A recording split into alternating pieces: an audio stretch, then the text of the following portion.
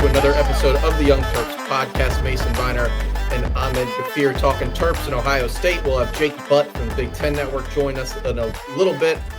First, Ahmed, we talked about the first that will be for Maryland if they start 5-0. Let's talk potential 6-0 Terps.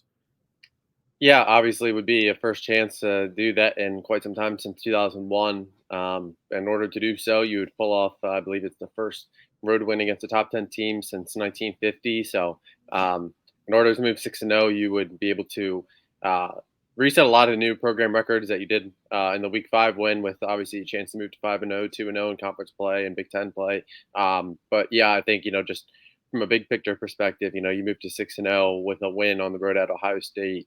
Think you really have a chance to change the national narrative about the program. Yeah, couldn't agree more. I think it's been the topic. It's been the topic up on the forum on InsideTheBlackandGold.net this week, is really what this win would mean. Let's break it down from a couple of perspectives. First, let's start with, I think, what would be the most impactful long term. Recruiting wise, I think this gives Loxley, what he wants in this. He talked about this week in his press conference, people come to Maryland to compete in games like this. What do you think the impact from that is if they actually pull it off?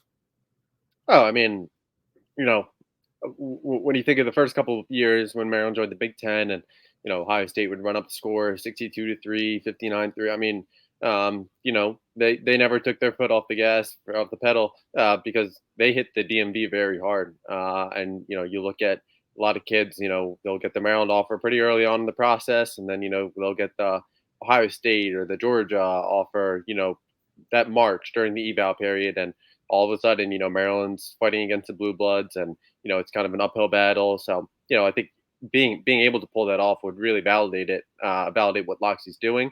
Been able to do a lot of post-visit recaps on Inside the Black and Gold over the last couple of weeks, and just a lot of these players have been talking about, hey, the defense is looking good. Fahim Delaney, this is the second or third time he's talked about, hey, the corners, they did a really good job sending corners to the league, and hey, I thought the defense probably is going to be rebuilding a little bit because they lost a lot of pieces, but they've been able to hit on all strides. So think being able to win at Ohio State would really be that signature win. Obviously, Maryland was able to do so, win at Penn State back in 2020, and be able to kind of sell that on the trail of making that more of a consistent occurrence. But obviously, I think from a recruiting standpoint, it adds a lot of validity to what Loxley's doing, and players want to go where it's hot. A win at Ohio State would definitely make you hot.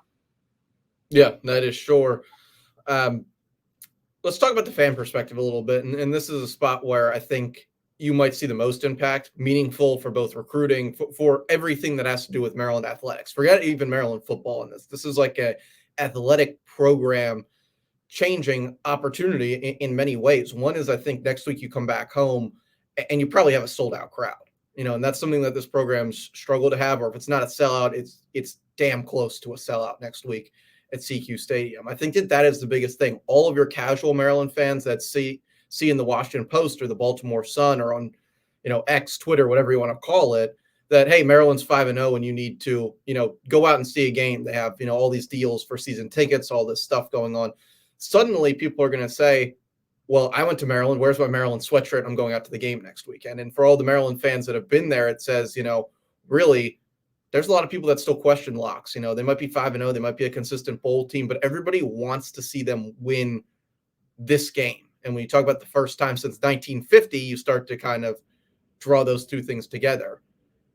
It just would be such a big moment for the casual Maryland fan, for just the kid in the state of Maryland that went to Maryland, to say, hey, they just beat Ohio State.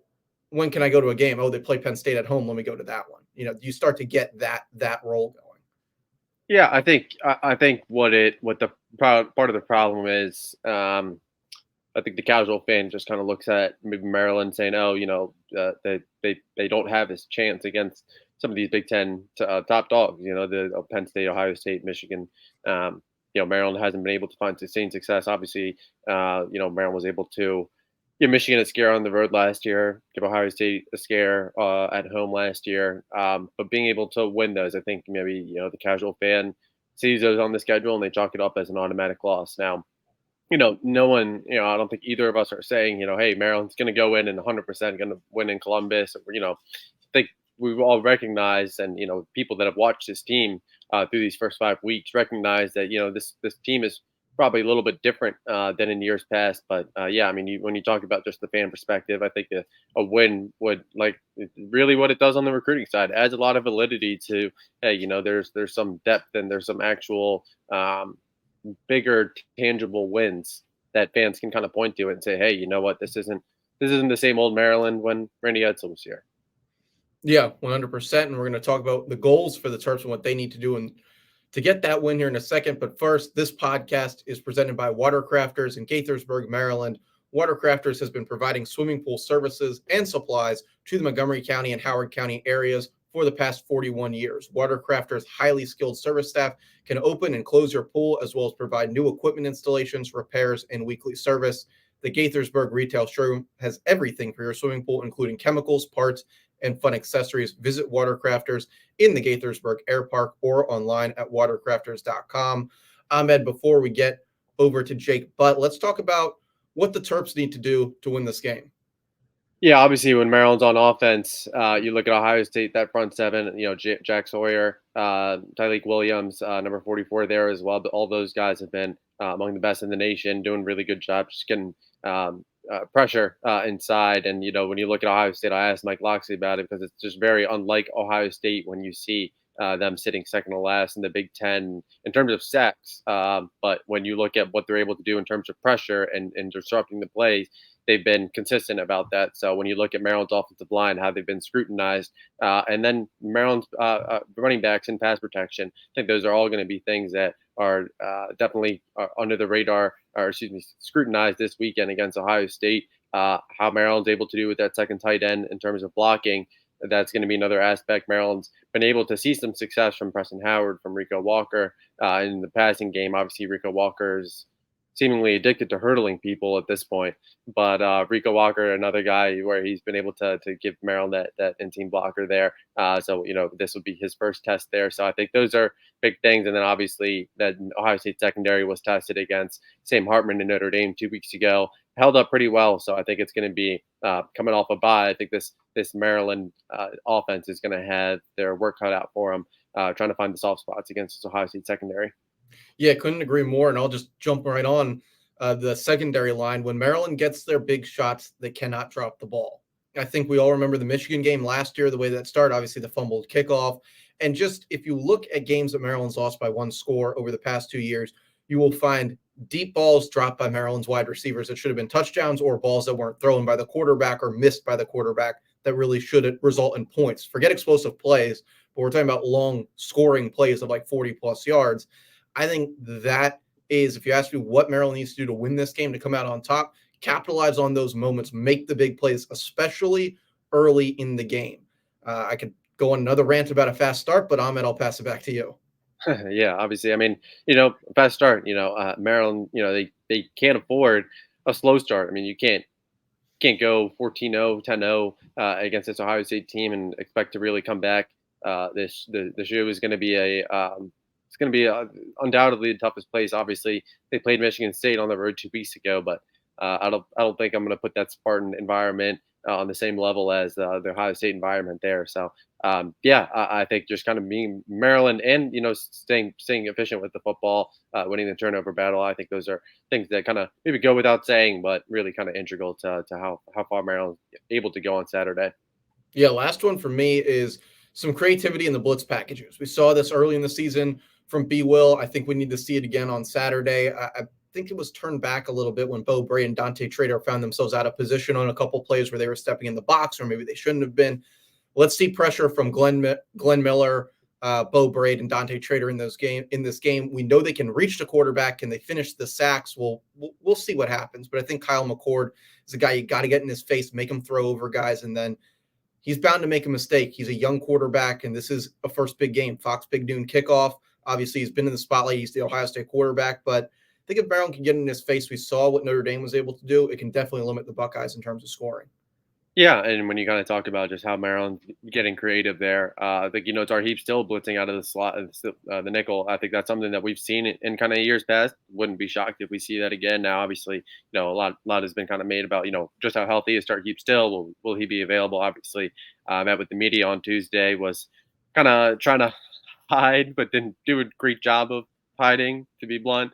So he was kind of spotted during practice, full pads and whatnot. So I think just kind of how he's kind of able to fare will be a big thing there. But definitely excited, like you said. Maryland's real first big test this year, so will be interesting.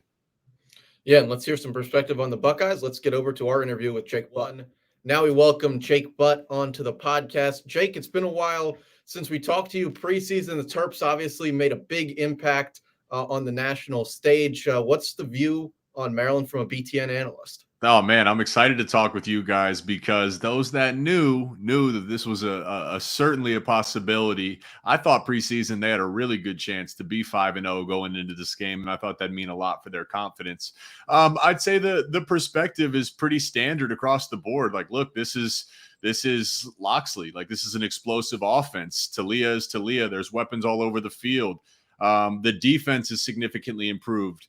But I think a lot of people, myself included, are very interested to see how this game this weekend goes, just because Maryland really hasn't been tested up until this point. So this is a clarity game for Maryland, really a clarity game for Ohio State too, because the way Maryland plays football, they're going to present some challenges to the Buckeyes. Yeah, and you kind of hit the nail right on the head there. Obviously, it was pretty interesting to see. Obviously, much has been made kind of what Maryland's passing attack can be. But it's interesting when you look at Maryland, they're sitting second in the Big Ten, right behind Ohio State. Obviously, Kyle McCord for them, and he'll make his sixth career start this weekend, fifth in the season. But has anything kind of maybe jumped out, maybe good or bad, from the first year quarterback? For Kyle McCord, I think really it's about exactly what you're seeing is what I'm seeing is what most people are seeing. The thing that's jumped out is the lens of perspective for McCord and Columbus, where he early in the year he was judged off of the standard set by CJ Stroud and that Ohio State offense last year. I didn't think that was fair for him. My challenge and what I was hoping to see was what I have seen, and that's growth week over week. Look, he's got everything around him is in place from a weapon standpoint. I think the growth of the offensive line has helped him as well. And really, you don't know much about somebody until they're tested. So that final drive for him to lead the team down and hit Ibuka on that seam, and then they finish with the Chip Trayanum touchdown. Like that does a lot for a young quarterback, and that does a lot. There's 10 guys looking at one quarterback in the huddle. Those 10 guys now know something about McCord that they didn't previously, and that's this guy's going to make the throws in the big moments. I mean, it was 3rd and 10, it was 4th and 7, it was 3rd and 19. He showed up and made big time plays. So the biggest thing that stood out is the growth week over week. But there's still a lot of room for improvement, especially when we consider what we know Ohio State's offense to be historically. Yeah. When you look at the Buckeyes offense right now, obviously Marvin Harrison Jr. is the big time player. Do you think that, we'll see him start to get the ball more? He almost, when you go back and you watch Maryland's game against Ohio State, he was the main reason they won. Do you think they're looking at it just saying, how much can we get Marvin Harrison the ball, or do you really think it's time for them to open up the playbook for Kyle McCord? Of course, I think you go into every week saying, man, how do we get Marvin Harrison Jr. the ball? He's just that when you have that type of talent, you pretty much start your meetings with that. But Ibuka is a first-round talent too, right? Emeka Ibuka is a first-round talent, and he's been showing up. I mean, he is damn good. If you close your eyes at times, you wouldn't know the difference because they both make big plays in big moments.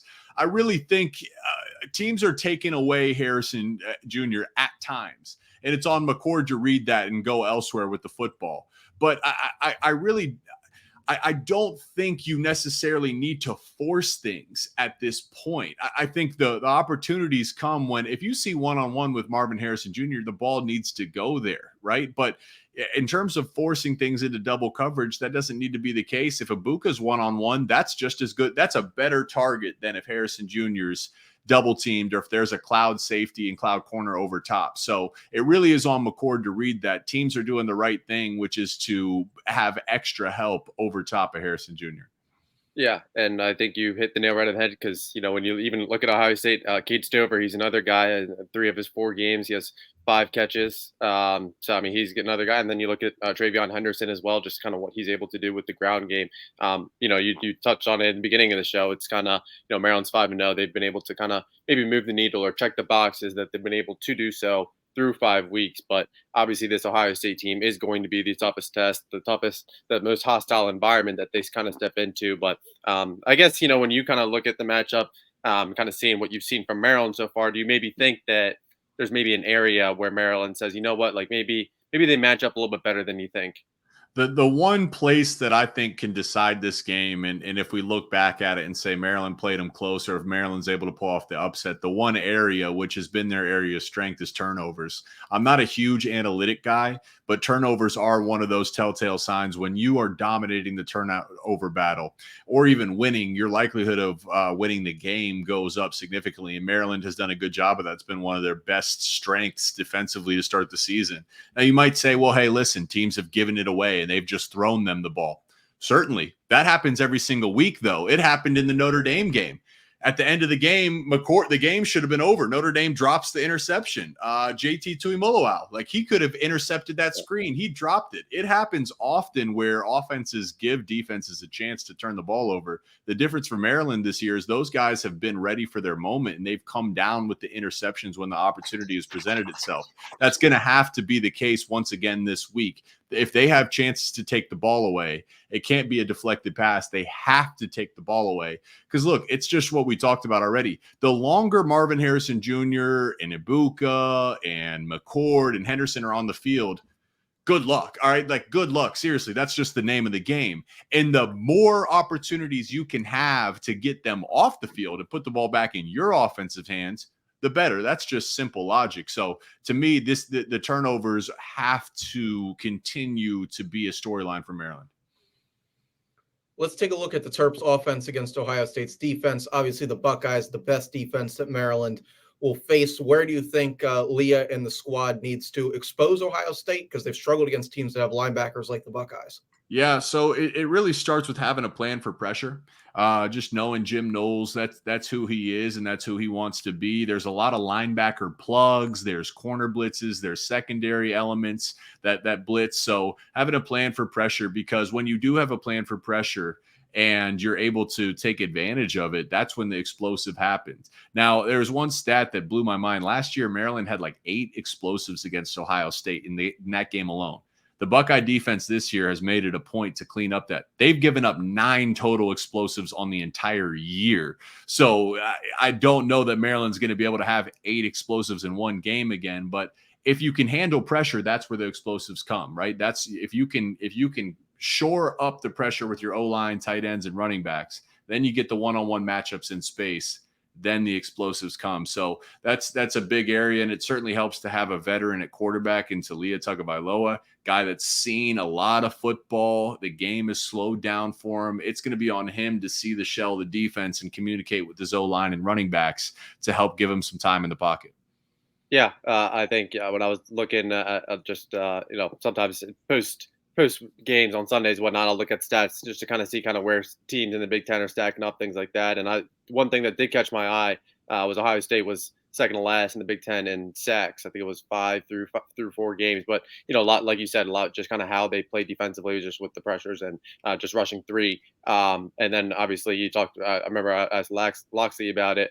He mentioned Jack Sawyer. He's going to be the guy for him. He's a true pass rusher for them. But I guess do you kind of feel that maybe Ohio State, that the front 7 maybe looks a little bit different than in years past to you? That number is deceiving, though, because they are getting pressure. They're just not finishing in sacks. That's the thing, is they are committing to pressure and getting pressure. It just hasn't finished with sacks. So that's where this can be deceiving a little bit. And I think really like that's where you can kind of lessen the blow of those the sack numbers, because really the defense has done a good job of getting pressure, which forces errant throws, which forces incompletions, which means 3 and out. So like at the end of the day, you don't care if it's a sack or an errant throw. The goal is to stop the offense. So I think that stat line can be a little bit deceiving. The D line is still elite. Like we know JT Tuimoloau, what he's capable of, Michael Hart Jr. Some of those guys, like you mentioned, Jack Sawyer, those guys are still talented. They're 5 stars. So they'll get the pressure and they'll bring the pressure organically and with blitzes. It's just for them, they just haven't quite been able to finish in total sack numbers. I feel like I got to ask you this one. What do you make of the Terps tight end room so far, and especially Corey Dyches? Yeah, I love Corey Dyches, man. He is an absolute weapon. He's one of the athletic guys that makes the rest of us look good. He's so light on his feet and such a strong receiving weapon.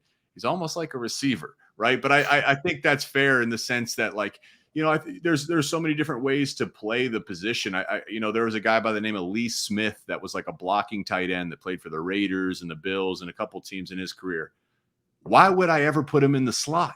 He's damn good and an extension of the offensive line. Well, Corey Dyches, why would I waste what he's good at? I'm going to get him out in space and line him up off the ball and in the slot and at different receiver positions and have him stretch defenses vertically. That's what he's good at. So there's a number of different ways you can do it.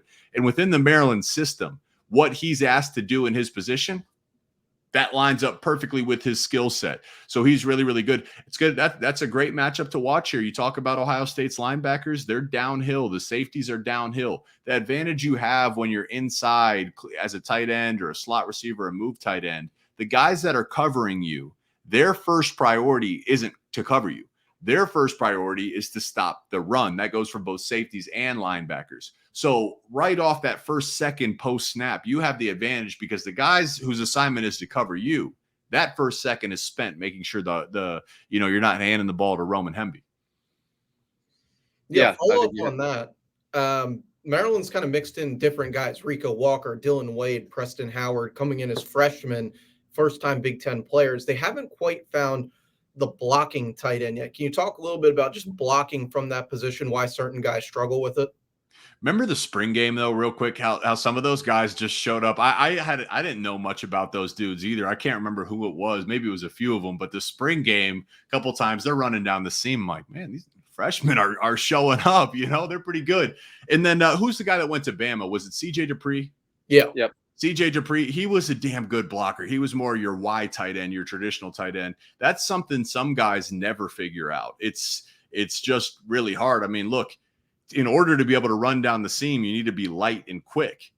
But that doesn't exactly translate to being able to put your hand in the dirt and block JT Tuimoloau or Jack Sawyer or some of the bigger DNs. So the challenge is to do a little bit of both. But you don't want to if you're very elite at running routes like a Corey Dyches, you don't want to beef up to 250 just to say, I'm going to become a solid blocker. Like, you want to be elite at what you do. Now, the rest of those guys, with Dyches assuming the role as the number one pass catcher at that position, someone's got to step up. That's just playing time and opportunity. But really, this is something that it takes guys years, if ever, to figure out how to block. Yeah, I think you hit the nail right on the head. I think that's going to be kind of one of maybe the biggest unanswered question for this Maryland offense, especially going against this Ohio State front seven. Just how Maryland will be able to do that. But I think going into this weekend, I think last I saw was the spread was anywhere between 18.5, 19, and whatnot. And obviously Ohio State's coming off a bye. So Jake, just curious, I guess, do you feel like Maryland can make it competitive? Obviously, coming off of last year's game in College Park, where it went down to the all 60 minutes, and like I said, with Ohio State coming off a bye, I guess what's the likelihood that you think that Maryland would kind of be able to pull this off in Columbus?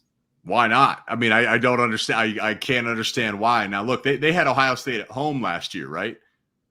Yeah. Yeah.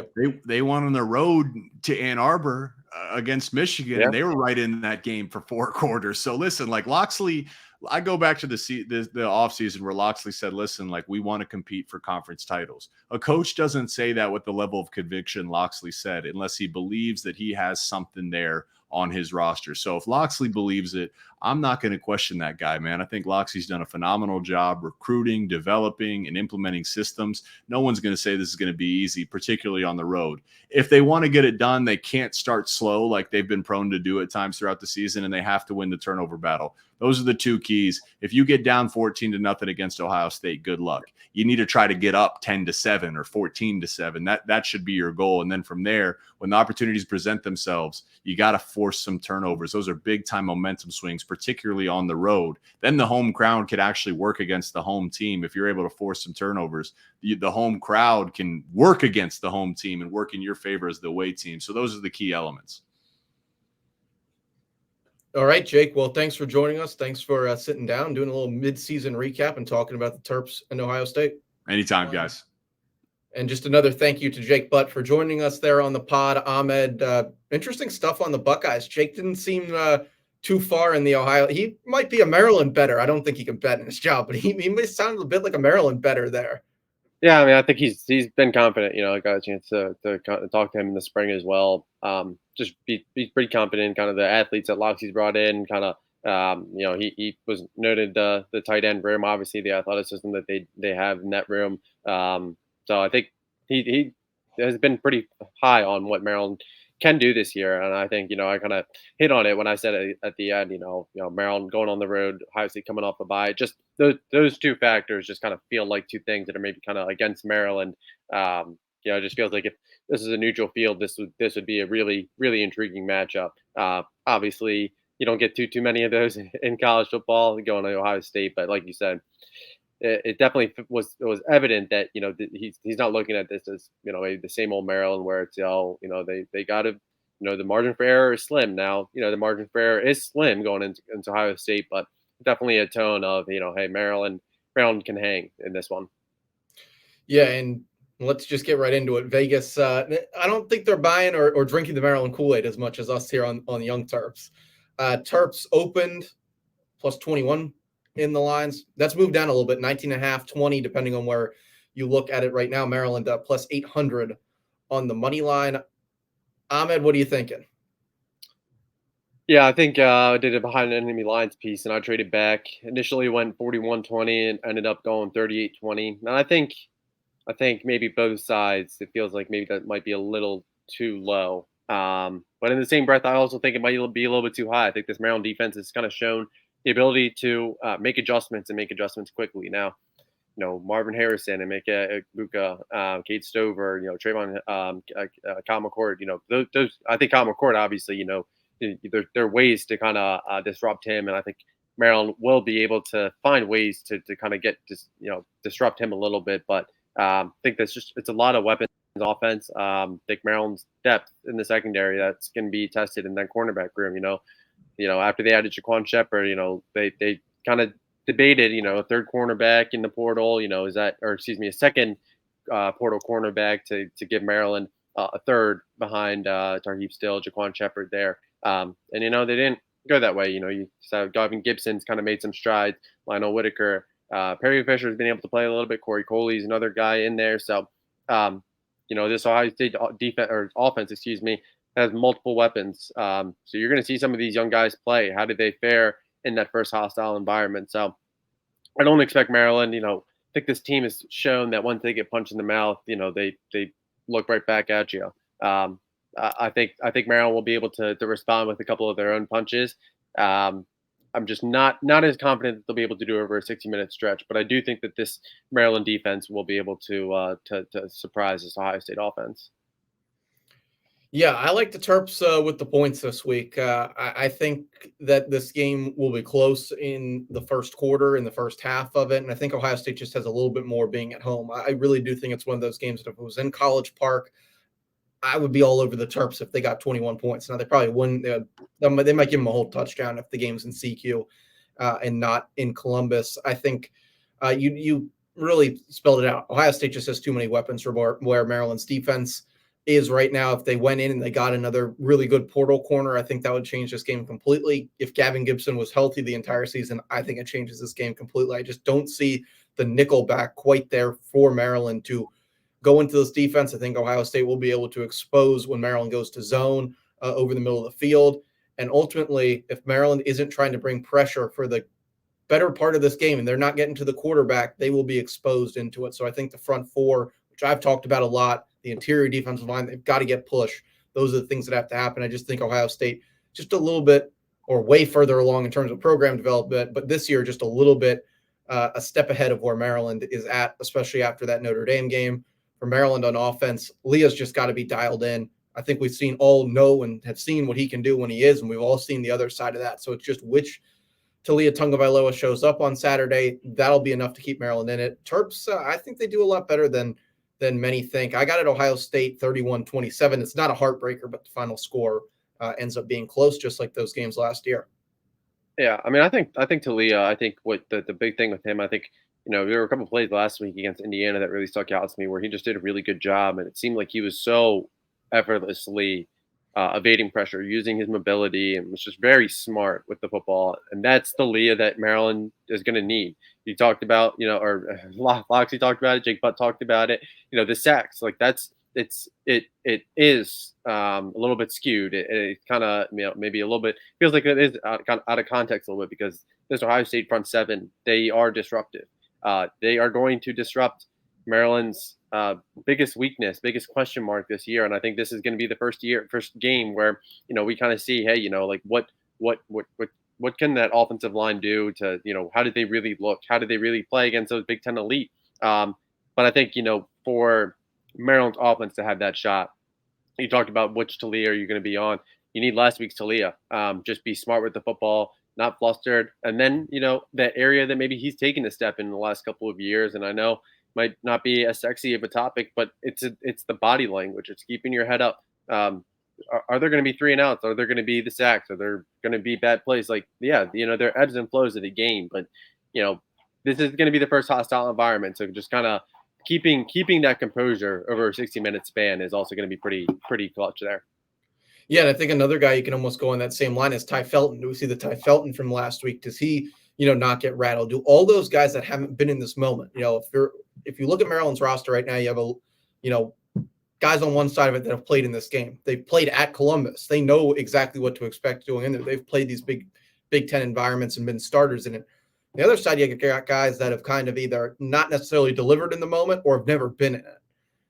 The guys on that side of it have got to show up and bring their best. And you keep hearing the same things from, out of the program for Maryland, that they're a player-led program, that they have guys that are ready to make that jump, that Loxley came out and said this team's ready to compete for championships.